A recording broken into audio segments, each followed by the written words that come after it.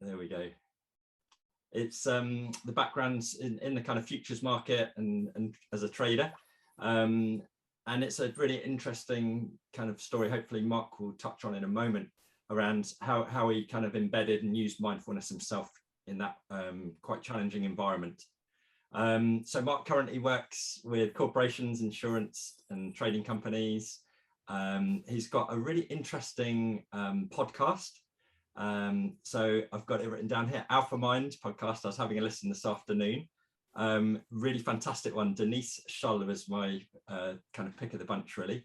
She was looking at the kind of body-based, visceral way we can experience, I suppose, feelings really, and tap into that side of things when we're making decisions. So hugely appreciative. Mark's put in a really sterling amount of work here to clarify his views, and I'll hand over to Mark and an invitation to begin with, just for him to touch on the kind of background, his connection with mindfulness and his working life. So over to you, Mark, with great appreciation. Hey guys, let me just share the screen. Hopefully you can all see that in front of you. Yes, no, I worked for the RBS NatWest Group for 40 years, and as a futures broker in what is the Wild West of financial markets. But in the 1980s, I was diagnosed with an arthritic back condition and in a business that had significant amount of stress, and I was on medication to deal with the arthritis, and it was getting me down. I had a significant amount of pressure. And actually, I was speaking to my mother at the time, and she said, "Look, your grandmother was very interested in healing. Go and find some work on healing." And the book was coming out by a lady called Betty Shine at the time. It's sort of a research piece, and it just triggered me into understanding that there was a different way of managing yourself through these mental exercises. And I developed this toolkit of approach whilst I was a futures broker. That allowed me to come off of most of the meditation, apart from stuff I took medication rather than the stuff I took at night time. And, you know, and I managed myself from the physical condition much better. My back was just feeling better too, but at work things were going on. I was sharper, I was clearer, I was more concise. I was managing stress, unlike other people in the team. I was seeing better opportunity. And I started to evolve these skills as sort of a secret weapon. It was just this stuff I had in the background. No one had a clue I was doing it. It was free for me to access. And I just spent decades just managing myself through chaos of markets and chaos of relationships and all sorts of pressures that come with it. And of course, the pressures of life and the lumps and bumps that we all face. And around about 2011, 2012, I proposed to RBS Markets Training Academy a mindfulness program because someone had come in and talked about something called mindfulness, which I didn't understand from the title. But when he started to talk about it, I knew exactly what he was speaking about because in 2012, it wasn't in our environment as something to talk about. But mindfulness wasn't really a sort of a common word then. But I picked up on this stuff. I then spoke to the HR Academy team within RBS NatWest and triggered off a series of pilots that went pan-business. And some 40,000 people across the bank attended, including the board. And I was changing people's lives with this, essentially a 1-hour program. And I started to understand that my purpose was slightly different from being a futures broker. And actually the bank saw that as well. And I was doing more mindfulness stuff than I was doing broking stuff, ironically. But because I've got these sales and marketing skills and building big business, the fact I've got the background in mindfulness means I can come to this sort of space and share some good pieces of value with you, and that's what I'm looking to do today. So let's just make this stuff work. So one of the interesting things when I was in the marketing and sales part of a big institution is that you can suddenly assume that you're selling and marketing because you've always done it in a certain way. And after a while, you start to realize, are we missing something here? And I think the industry was asking that same question too. And one of the challenges of building sales is you can get caught up in the habit of not winning business.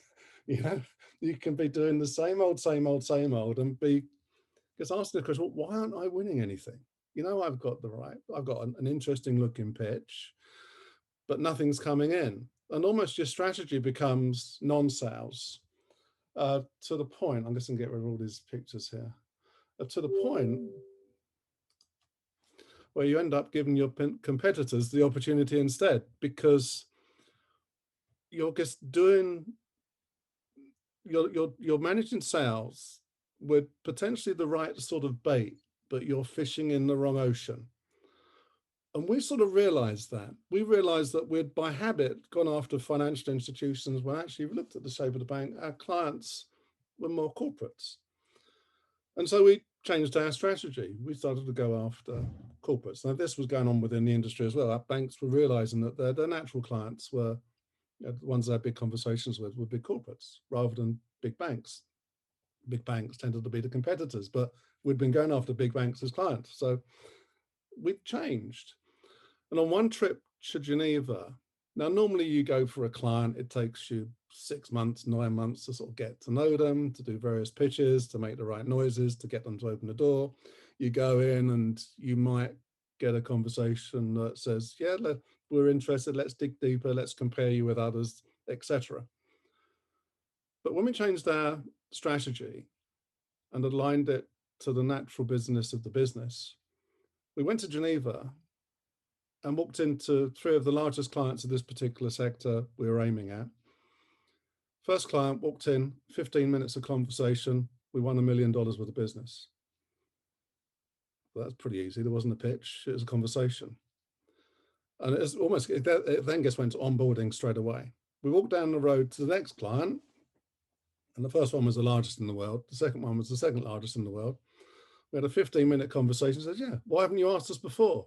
Here's $2 million worth of business.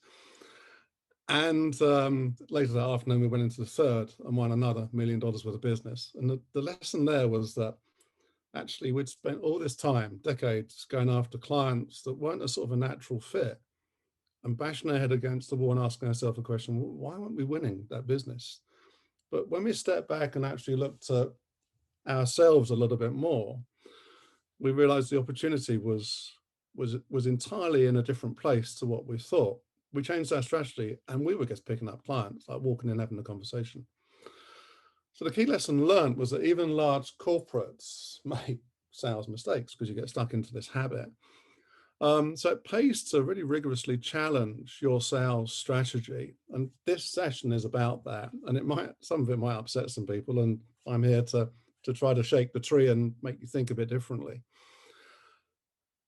And I think you have to start by asking yourself, why am I in this space that I'm in?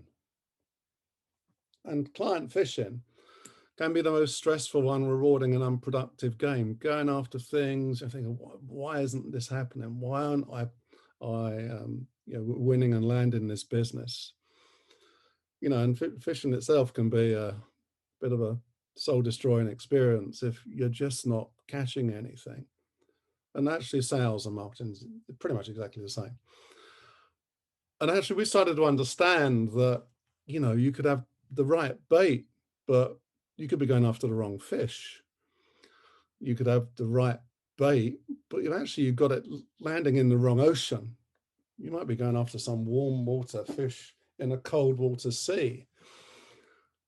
You could have the wrong bait, but you're kind of in the right place to get the right fish, but nothing's biting. You could have the wrong bait in the wrong ocean. You can have the wrong bait going after the wrong fish in the wrong ocean and be totally wasting your time. You could, ironically, you could be on the wrong planet. You could just be in entirely the wrong sector for where you should be. And of course, there's this old phrase that you give a man a fish and you feed him for a day. But if you teach a man to fish, you teach a man to actually understand sales from the point of view of fishing. You actually build these skills that last a lifetime, where you start to be a lot more considerate about what your bait looks like, where you place your bait, perhaps how much time, and get to understand for your particular sector, how long should I be waiting for the fish to bite? Because I know the bait's right. I know I'm in the right ocean. I know I'm in the right sea. So one of the first lessons of this little session is to really ask yourself that question. Have I got the right bait? Am I going after the right fish? Am I in the right ocean? And when I went to Geneva that time for the business, and actually we're followed by other types of business as well, we'd found the right bait, we'd found the right fish, and we'd found the right ocean. And it was almost an immediate sale. A big, big lesson there. So fish where you have an edge, an axe, where you have an advantage. Don't fish where you don't have an edge. There might be no point, and you could get very business frustrated, and the fact that you're just not getting the reward. And of course, the reward is you want at least the fish grabbing the bait, and for all you to be doing is just nurturing it in and bringing it in to land it. And of course, that takes some skill as well, but at least the fish is on the bait and you've got some satisfaction that you're starting to win in this game. And it is a game. And it is a game because, of course, you've got competition. The mindfulness space is blown out of all proportion, and it's largely unregulated. So technically, people can turn up from nowhere and say, "Okay, I've got a mindfulness business. I'm going after a certain type of clients." Now, there's a lot of competition out there, and differentiation, understanding what's different about you. Why should someone think, actually, yeah, I'm worth having a conversation with?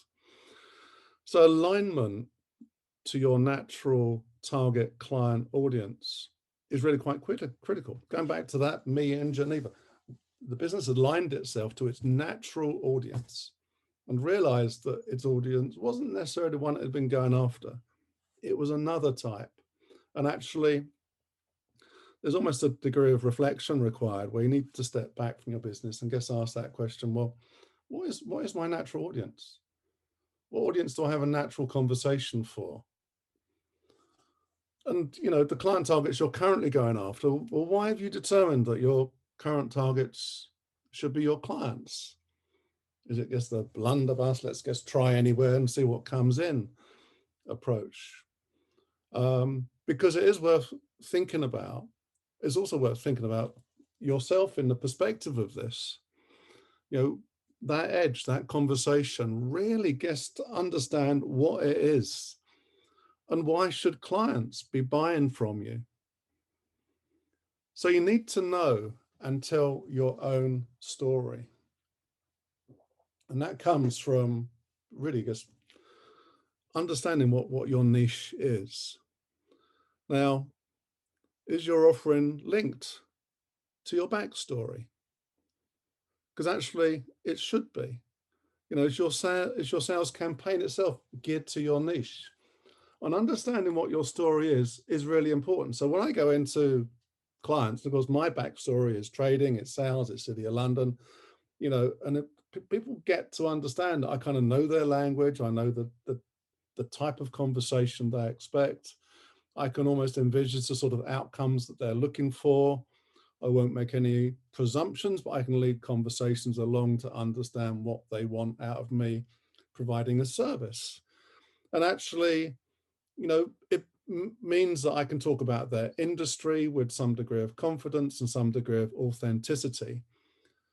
But from your own point of view, what's your niche? What's your own niche? What can you tell a story about where you've applied some of the skills you're trying to teach to? You can bring a story to life. Because actually, when you're selling, it's really important to have these stories. Storytelling is the best and most effective way to sell because it captures people's attention. Going in with a direct pitch, depends how well thought out that is, but generally, you're having to sort of almost make up slides to just fill in the space, and you think, well, I think that might suit them. But if you know that territory, you kind of know how almost your slides should look, the quality of the production, the quality of the images, what images you put up there, what makes it relevant to them, because you want to be grabbing their attention and they need to be able to relate to your story. So just make sure as part of your pitch, you weave in your own story and you really, really understand how your philosophy is geared to your backstory. Where have you come from? What little niches have you got into and understood in your own journeys? It could be education, it could be health, it could be performance sports, all sorts of things. We're from many different areas. So understand what your story is and to be able to story tell it and link into that industry by knowing, the background nuances of those particular businesses makes you a lot more authentic. And authenticity and building trust comes from this familiarity. And your niche targets and your targets per se really need to be able to understand you. And of course, there is niche risk. So, I know that people from a non-trading environment coming into city and facing trading communities, pitching something without really knowing what trading communities do, you're not going to last very long. It's a really difficult business per se. And I wouldn't wish it on anyone to go through that experience because it would be pretty tough and you'd be turned around pretty quickly. Even within the industry, people get turned around if they don't show up and are smart to start with. And you want things to be comfortable in sales. You want to feel as though it's an easy journey. It's one in which you'll feel comfortable and look forward to. You don't want to be going into a sales pitch with a question mark in your head that thinks, I wonder what they're going to say. What are they going to ask? I'm not quite sure what their business is. You're on a negative to start with, and that'll be showing on your face, as we all know from the way this world works.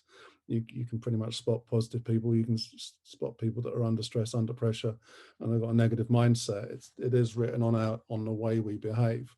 And walking in with that negative mindset to a client conversation, you've lost already. So that familiarity, that niche targeting, that understanding your background story gives you a power of presence that becomes the effective part of your pitch. Because after all, people buy people. People don't buy product, they buy people. So they buy the trust in the person that's sold. And of course, that trust develops from that niche and that storytelling. I think you also need, it's really, really important that you need to really start to understand yourself as a brand. Treat yourself as a brand. If you've got a business, that's fine. But if you start to think, well, I'm a brand, I've got a reputation, I've got a certain wrapper around me. And what is your product wrapper? What does it look like? What's the thing that sort of faces the world that represents you? Does it look good? Are you proud of it? Does it need work? Do you perhaps need to pay for someone to change the way you come across in terms of the imagery, perhaps in your presentations or what the website looks like, if that's your main thrust, or any other matter of how you face the world, how you look when you show up? Product wrapper becomes really, really critical, because actually, if you look at all the major brands in the world, it's all about how you look, what you sound like. And is it attractive to your targets? Now, of course, you theoretically could have several different wrappers for different types of target areas. You might have decided, I've got 3 niches that are logical for me. That niche needs a slightly different wrapper to this, a slightly different wrapper to that. And I've got 3 different wrappers, gold, red, and green. And I use them accordingly to the markets that I face. And thus having a multi-wrapper strategy can be very, very useful, and I'd say pretty essential, because you will find differences even within the niche where you need to have something a little different to share with some people. And of course, combined with that essential thing of you treating yourself as a brand, everything that's attached to you and how you face your clients is about image. It's about, is your sales pitch up to scratch? What's the messaging like? How does it read? Is it punchy? Is it long-winded? Is it just scruffy? And I've seen lots of other, I keep a track on what other people in the mindfulness space too, and I've got to sort of turn up in disguise, so to speak, at some other people's presentations, and shocking is the word. I see shocking stuff that if you walk into a corporate with shocking stuff, you know, even as part of your pitch, they're just going to think, well, we can't put this in front of people. You know, so they have a standard as well. They have an expectation. So you need to be carrying in this brand and keep yourself super high quality. And I'll talk about pricing later, because the more you look and feel high quality, the better chance you've got of achieving your price when you actually start to price these things up. If you look cheap, then people will think, oh, crikey, he's trying to charge us this much money. Look, we're not quite sure. Doesn't look particularly good on the face of it. And the product, you know, the product itself. And of course, in the mindfulness space, there's all sorts of variants. You know, there's hybrid versions of it. There's the long stuff. There's the short stuff. There's the lunch and learn. There's all sorts of aspects, and within that, there's resilience training, and there's leadership, and you know, all sorts of things that come out of mindfulness as these sub products that, you know, clients may want to buy, and each individually are they suitable? Are they really suitable? Are they really good enough? And it goes a lot deeper than that. Because actually, if you start to look at your products and ask the question, would you buy your own product or services? You know, they were offered to you. Would you buy them? Would you actually buy you? And if you look in the mirror and think, okay, this is how I approach my client. This is how I look. Would you buy you? I mean, are you good enough? Really, really big question. And I'm talking about from the point of view of education. It's about just how you look, how you come across, how positive you are is really, really, really important. Knowing your stuff, having that right tone. And actually, if you think of yourself as actually being an employee where you're not the boss and somebody else is the boss, or actually if you become the boss and look down on you being an employee, would you employ you? Would you sack you? Would you have a word with you and say, actually, you need to wake up a bit here. You need to change your tack a little bit. We're not moving fast enough in 2022. We need to scale up. We need to get into niche. We need to tell our story. We need to get the product looking right, the wrapper looking right, treat ourselves as a brand, and boy, we're going to go for it. And this is how we're going to do it. So that kind of is there's a wake up call to that, really. You know, would you know, are you suitable for the role? And there's all things we can do to, you know, tune ourselves. And of course, part of that is to look at our business and think, okay, the business ecosystem, what bits can we adjust and get right? And your entire sales strategy can collapse if you have not aligned your approach to the client target that you face. It's much to do with that leash as well, but a little bit deeper than that. Do you and your messages make sense to your target audience? So you need to kind of get the message right. So when they hear what you have to say, they kind of understand it in the context of their business. It goes back to the niche again. It goes back to the risk of going into a niche that you don't understand and getting the messaging wrong. And just ask that question, what is your message? What are your key business messages? You know, could you recite them now? Because now's the opportunity. Every opportunity of a big sales pitch any opportunity could come along at any minute, and you need to be ready for it. So you know, don't wait to be asked. Ask yourself, okay, what are my critical business messages? Stick them on a stick-it, stick them on the walls, learn them as a poem, because they're really, really important. You need to understand. If you've not got a message, you've got a problem. If you don't know what your messages are, you've got a problem. And are you talking their language? You know, you could totally mess things up. So you need to adjust the pitch and the tempo and the content accordingly. Really stressing these points because I know many, many people get them wrong. You can get them so wrong that you could be seen to be a threat to their culture. Because I think, we can't have this person coming out. I mean, what will people say? You know, from the conversation we've just had, how would that work in our business? You know, we can't, just in case they say something linked to what they've just told us, that wouldn't go down particularly well. They'd be laughed out of the building. That happens in real life, and they don't get asked back. So, and of course, you have to ask this question. It's not just about you wasting your time, which is precious, but you know, you don't want to be going in and be the person that's just wasted their time listening to something that's just totally not right for their business. So do bear that in mind. Now, the most powerful and effective sales pitch is often the shortest in form. do you have an elevator pitch? That moment where you're in the lift and the CEO of a big business is standing next to you and you've got 30 seconds to impress him. A recognized person, you know, do you know this? Do you know what you're going to say? Do you know what you're going to say? And you have 30 seconds to position yourself, pitch your edge, pitch your product. Do you really, really know what to say? Now we're going to break out into what could be quite a cruel session for some people, and I apologize for it, but it's really, really necessary. Because when an opportunity turns up from nowhere and you're in a lift with the CEO of a global firm, you need to know what to say. So we're going to break out now into a group exercise. And you're going to have 2 minutes, okay? 2 minutes to think about what your 30-second elevator pitch is going to be. And then once done, once you've worked out your pitch individually within your little groups, you're just going to pitch each other what your 30 seconds of elevator pitch is going to be. I apologize for the intensity of this, no pressure, but it's absolutely necessary because it starts to get your mind into really gearing up to understand your message. And it's relatively easy. It sounds difficult, but it's relatively easy to do. So I'm going to stop sharing now. And Teresa, the engineer. Hi. Well, I hope you enjoyed that experience. It's an interesting process to go through and understand that actually, and there'll be some people who think I need to do more work around that. I need to just focus about what that sound bite sounds like. And there's an awful lot you can deliver in about 25 seconds.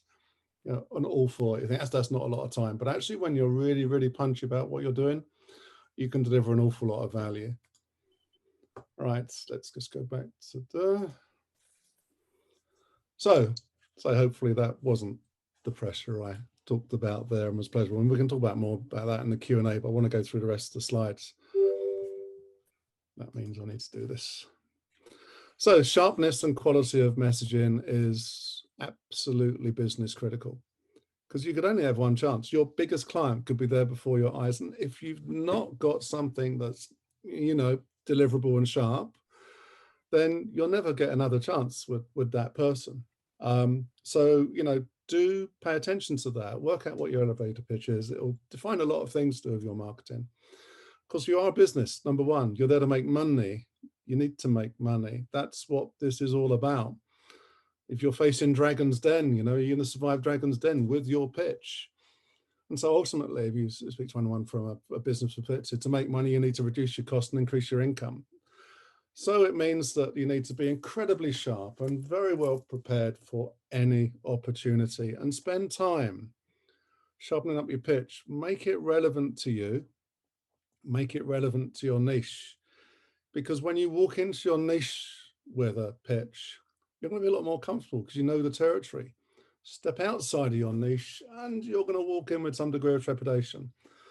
Really important. And of course, the first principles of building your business are rules. Well, actually, there are no rules.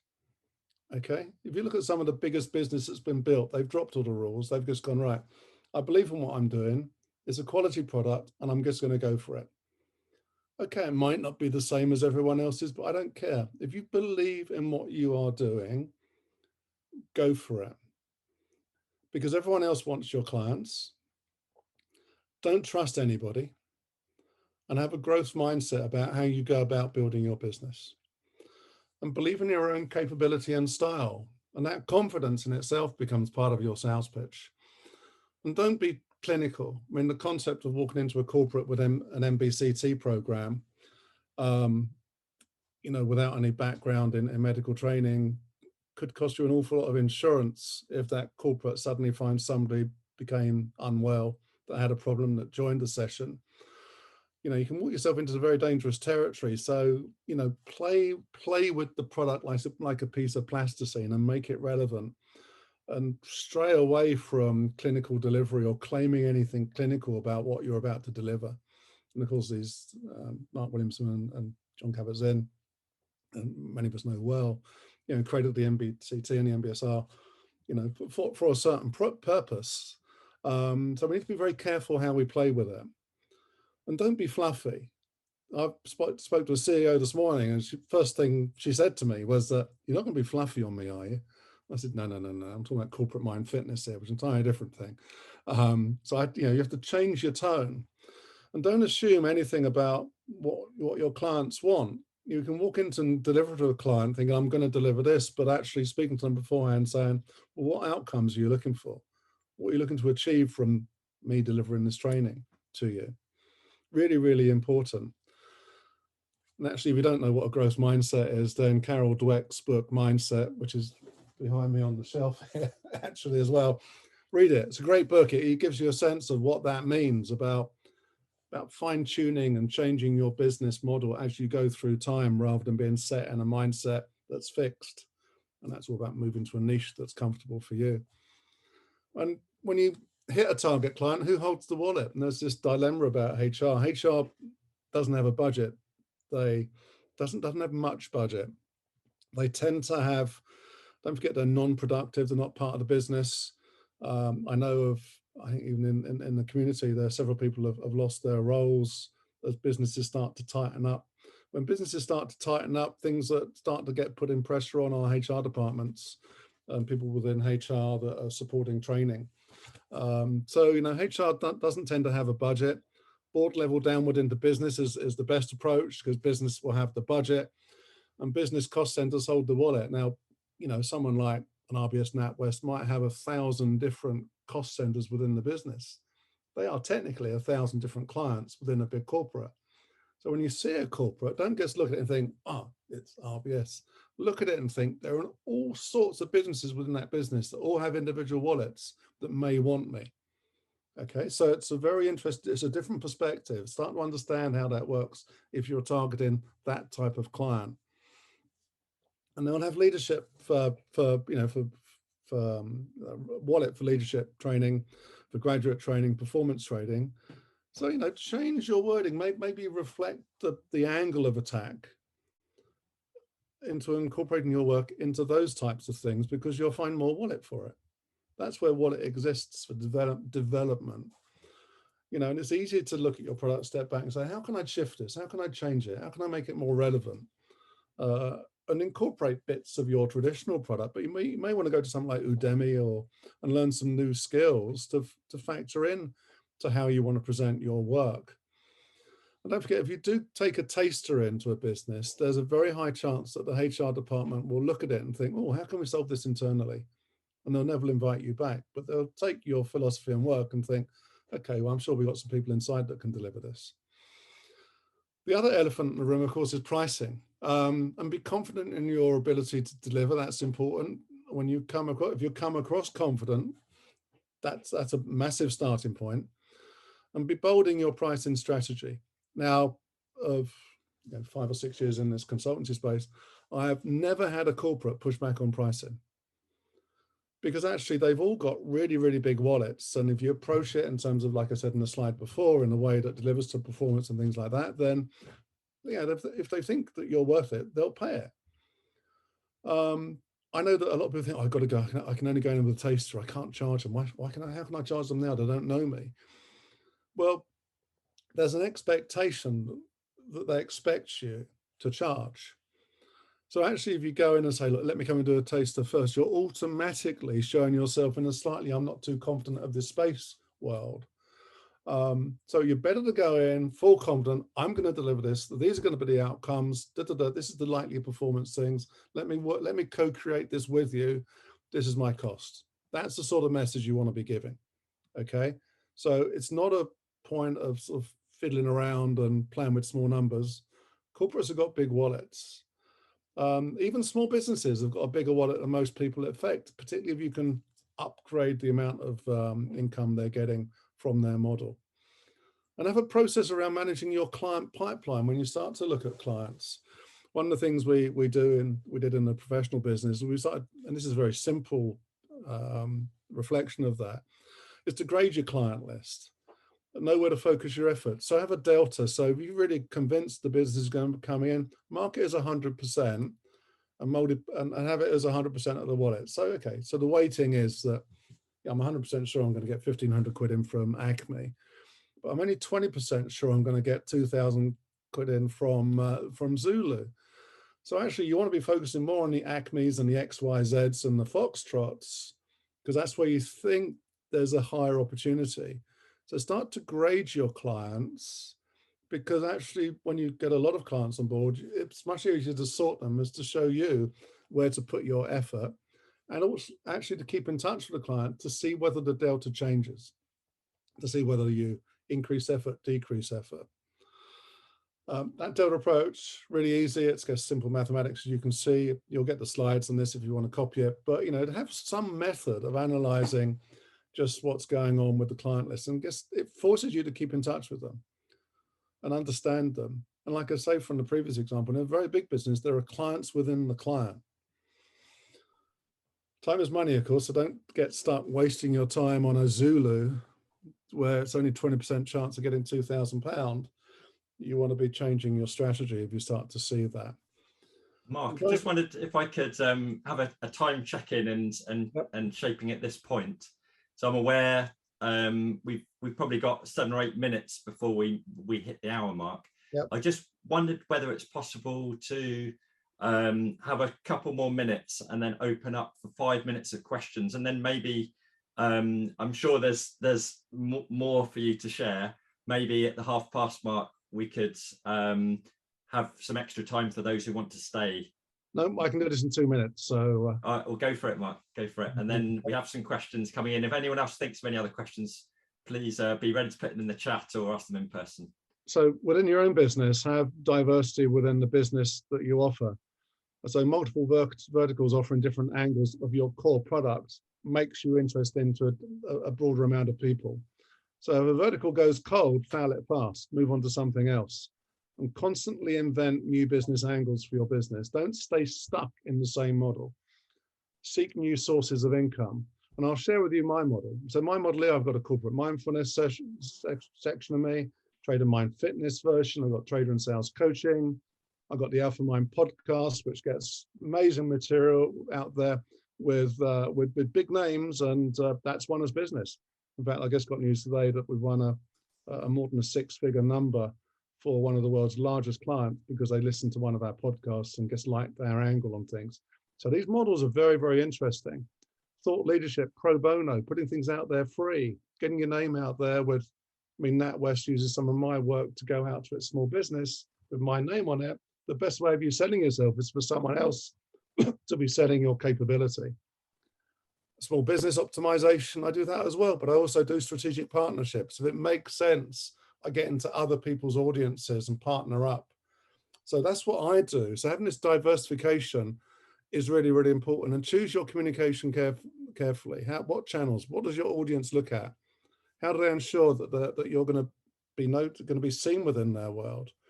Short form, video format, little sound bites. Attention span has shrunk. People are looking for little nuggets of information. But if you don't do a podcast, start one.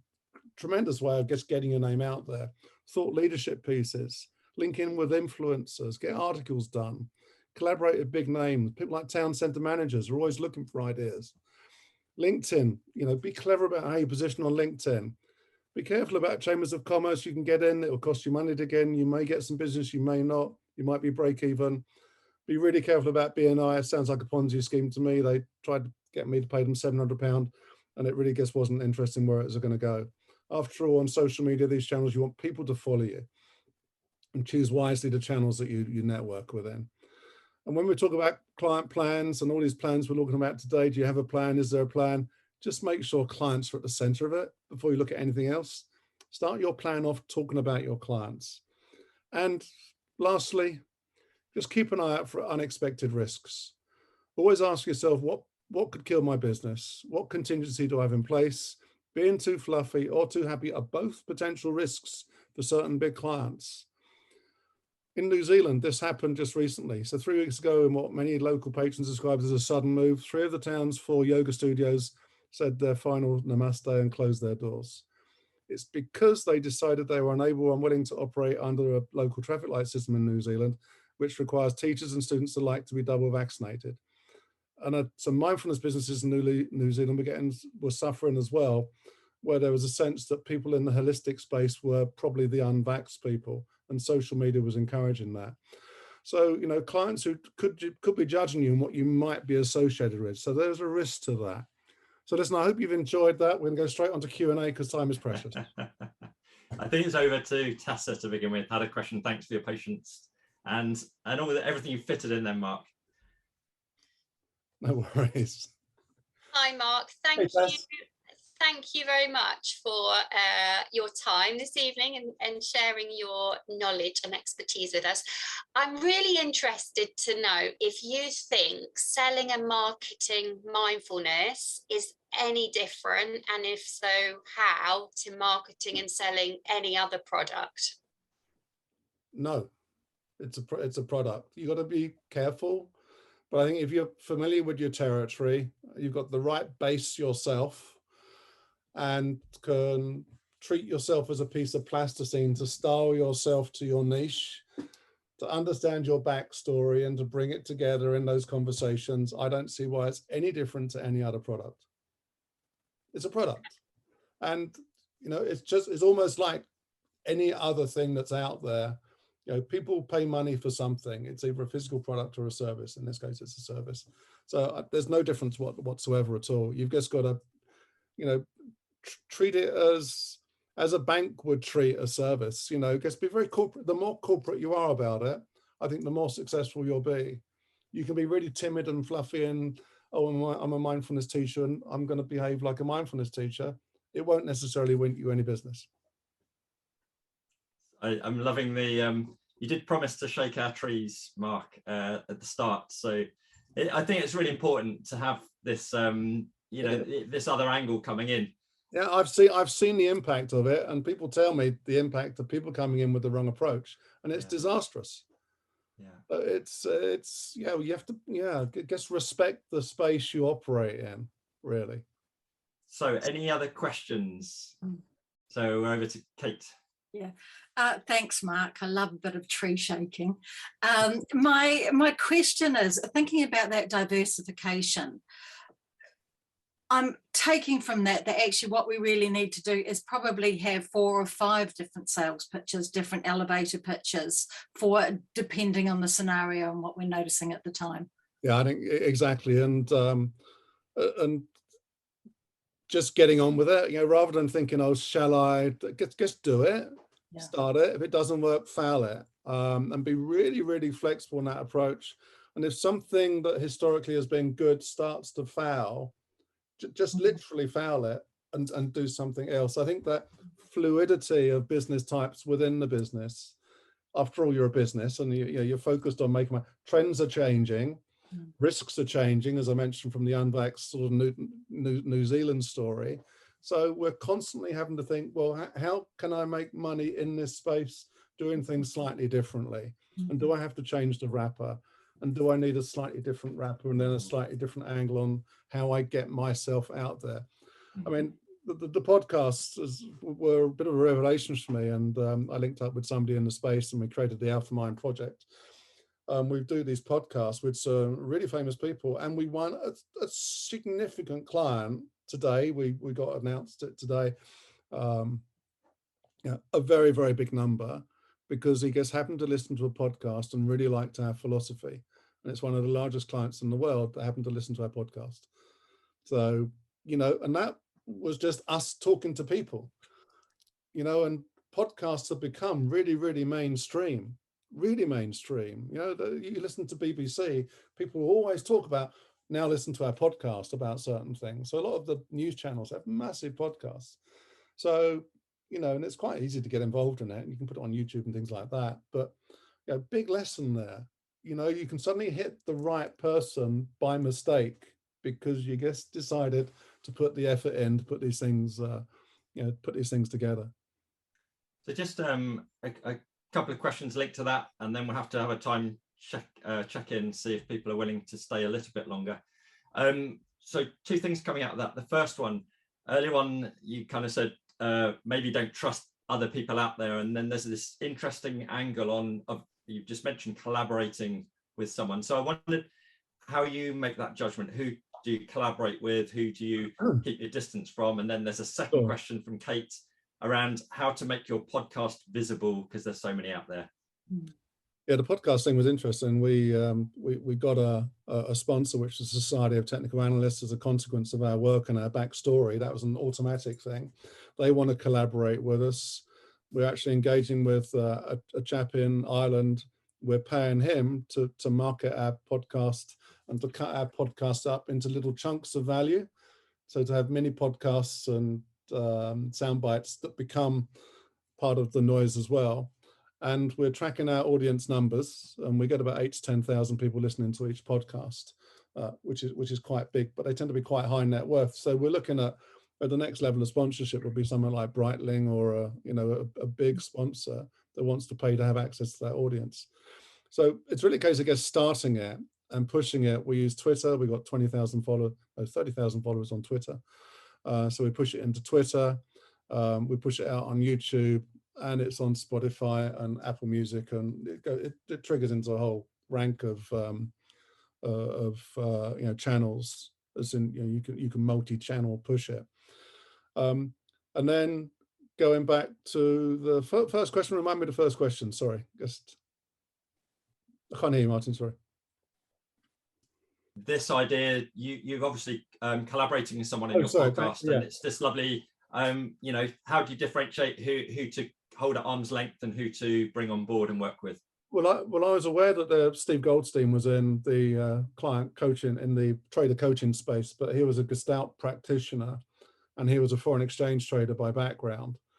And I pinged him, I think it was early 2019, maybe early 2018, and said, let's meet for lunch, let's have a chat. Because I had mindfulness-based, some knowledge, but I was a broker in futures as opposed to a trader in foreign exchange. I said we ought to meet, and as we booked in for a 1 hour lunch, that 5 hours later we were still talking, because we suddenly realized that I was dealing with, for example, just by an example, I was dealing with the left hand side of the brain, he was dealing with the right hand side of the brain. He had one reflection of experience, I had another reflection of the same territory, same niche, and actually coming together, it's just gone bananas, because suddenly we got this combined effort, and we kind of push each other down this curve of expansion. And it's him that suggested the podcast. I mean, I just thought, oh my God, but we started off doing like 4 a month. And it's like, oh my God, this is just getting like 1 hour every week. So we trimmed that down to 2 a month. It was far more manageable. But the fact we started it is the really important thing. And that then defined the AlphaMind project. It then defined coaching programs for traders. This is a big client Wednesday, but then we start to get attractive, because other people who listen to this podcast, to be involved with other people's universes, other people's oceans with their own clients. So they're saying, well, how can you come into our world? And these are our fish in this ocean, because your product is going to be really, really interesting for these fish, because we don't have your product. So can you collaborate with us to bring your product into this world? And we've got 3 of those going on. 3 different versions of that with 3 different companies that face hundreds of thousands of traders around the world, because they're starting to pick up our name out there. And of course, you can promote the podcast on LinkedIn. You can put a podcast link to LinkedIn. You can put the person who's the guest, who might have massive audience. We had Professor Paul Stoltz came on, who's Oprah's advisor, was one of our guests. He sends our podcast links into Oprah's world. So those things start to happen when you start to think, oh, who are we going to have next? Oh, they got a book. Let's bring them on. They can promote their book.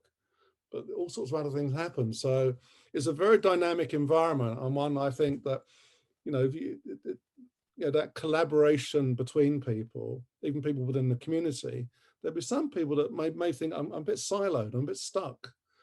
And maybe the community is the space where there's an opportunity for almost to put a sort of a, not for sale, it's the wrong word, but anyone want to buddy up? Does anyone feel like they want to buddy up in this space, in this niche? Because actually I feel that I could take some help and guidance, but actually there's lovely things happen when people get together. And I think the community, if it forces people to think, oh, yeah, well, actually there are some people, there's someone on this, I would like to work with them.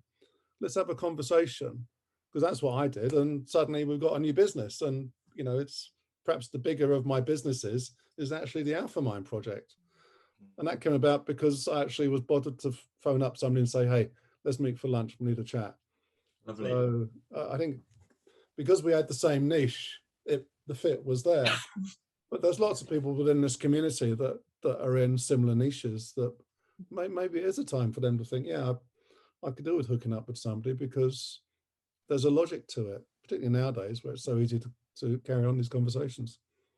So just going to have a semi wrap up at this point, so that Teresa's got a word or two to say, I've got a word or two to say of thanks, and then people can make a choice if it's okay, if you've got a bit more time, Mark, for any further questions. Yeah, no, I'm lunch isn't served, dinner isn't served yet, so I'm all right.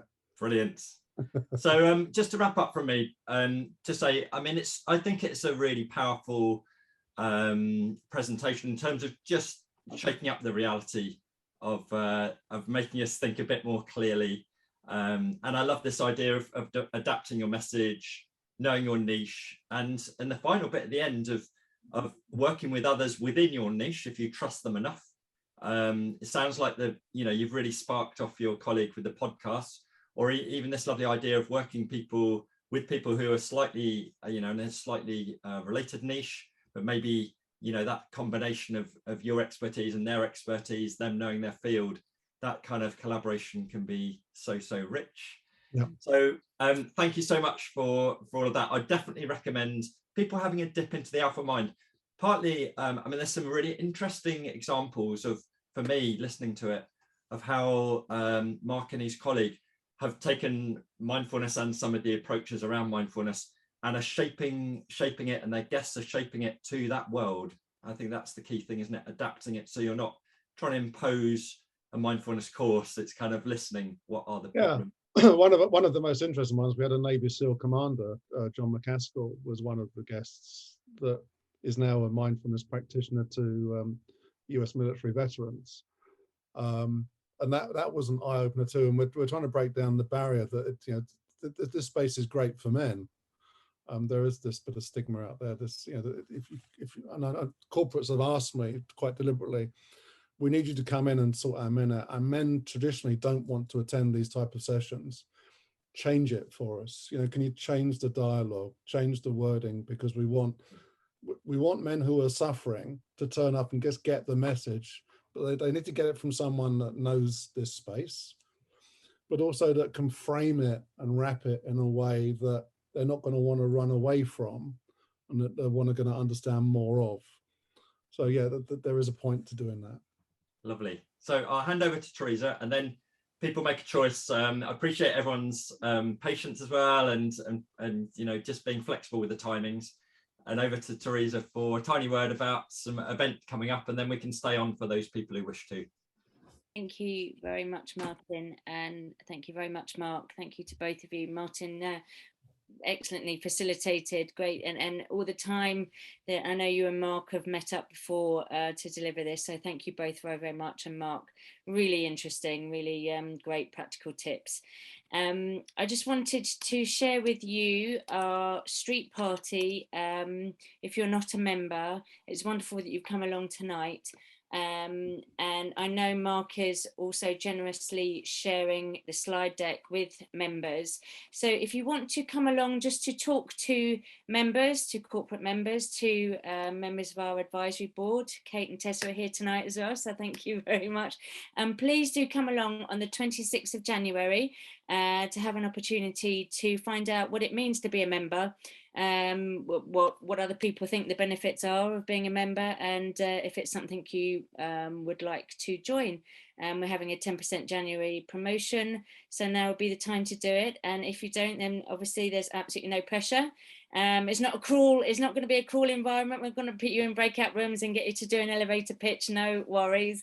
It'll just be a very kind conversation with fellow members. So please do come along. We're having one at lunchtime and one in the evening. We'd love to see you. Thank you. So at this point, just to say thank you for everyone for your time, turning up, your presence, and Mark for all the thought and then the delivery that's gone into this. If anyone's got any further questions and wishes to stay on the line, as Mark said, his dinner isn't yet served. And sometimes it's the kind of creative questions and exploring that can be really valuable. So if you're staying on, please do. If you need to go, then thank you very much for attendance.